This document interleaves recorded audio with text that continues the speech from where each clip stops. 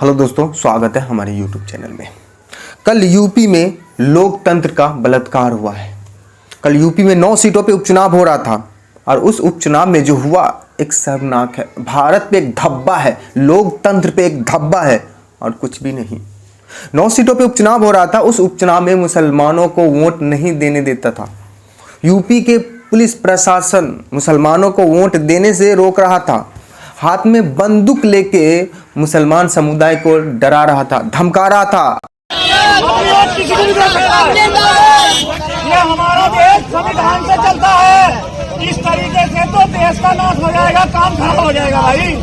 मुसलमान समुदाय की जो औरत है वो जब वोट देने के लिए जा रही थी तो उसे चेहरा दिखाना पड़ता था, जबकि 1 दिन पहले भारत के चुनाव आयोग ने एक निर्देश जारी किया कि मुसलमान औरतों को चेहरा खोलने की कोई ज़रूरत नहीं है और ये काम पुलिस की नहीं है। इसके बावजूद भी यूपी सरकार के पुलिस ने हर एक महिला का चेहरा खोल के देखा, उसके बाद वोट देने के लिए जाने दिया। मुसलमान मोहल्ले में बैरिकेड लगा दिया, रास्ता को घेर दिया, आप लोग वोट नहीं दे सकते। देखिए लोकतंत्र का कैसा मजाक है। अब तो बीजेपी आरएसएस अब एक समुदाय को वोट देने से भी रोक रहा है। बीजेपी हर हाल में यूपी के उपचुनाव 9 सीट जीतना चाहती है, हर हाल में। अगर बीजेपी नहीं जीतेगी तो योगी आदित्यनाथ को हटा दिया जाएगा और इसके लिए बीजेपी का जीतने का तरीका एक ही था। आदित्यनाथ योगी ने कई विवादित बयान दिए, वो बयान नहीं काम कर रहा था। कटोगे बटोगे एक रहोगे तो सेफ रहोगे, फलाना ठिकाना, बहराइच वाला हिंसा को लेके दंगा तक कराया यूपी के चुनाव जीतने के लिए, दंगा तक। इससे भी काम नहीं बना। बस एक ही रास्ता था कि मुसलमान को वोटिंग देने से रोको, तभी यूपी के चुनाव जीता जा सकता है, वरना मुश्किल है। और ये करने में यूपी सरकार बीजेपी आरएसएस वाला कामयाब हो चुके और मुसलमान ने बहुत ज़्यादा वोट नहीं दिया। इससे सीधा सीधा बीजेपी को फायदा होगा। बीजेपी हो सकता है जीत जाए, सभी सीट हो सकता है। आदित्यनाथ का जो कुर्सी पर सवाल था वो बच जाए।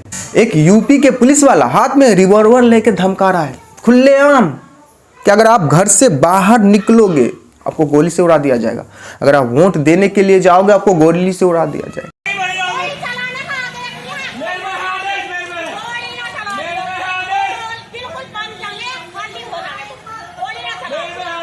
यही तो मारने के हैं आदेश, यही तो मारने का आदेश है, यही तो मारने का आदेश है। चलो चलो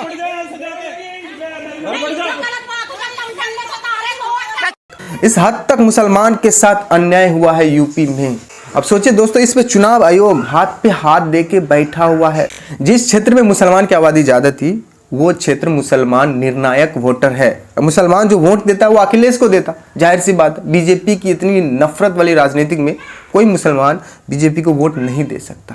समाजवादी पार्टी के मुखिया अखिलेश यादव नजरें बनाए रखे थे, हर एक पहलू पे नजर बनाए रखे। तो कैसा दुष्व्यवहार किया जा रहा है यूपी में मुसलमानों के साथ। वोट नहीं देने देता है।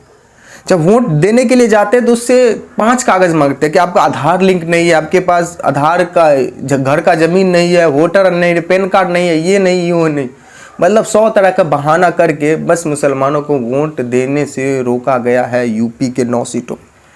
दोस्तों ऐसे में तो चुनाव आयोग को होना चाहिए कि 9 सीटों का चुनाव जो हुआ है कल उसको रद्द करना चाहिए।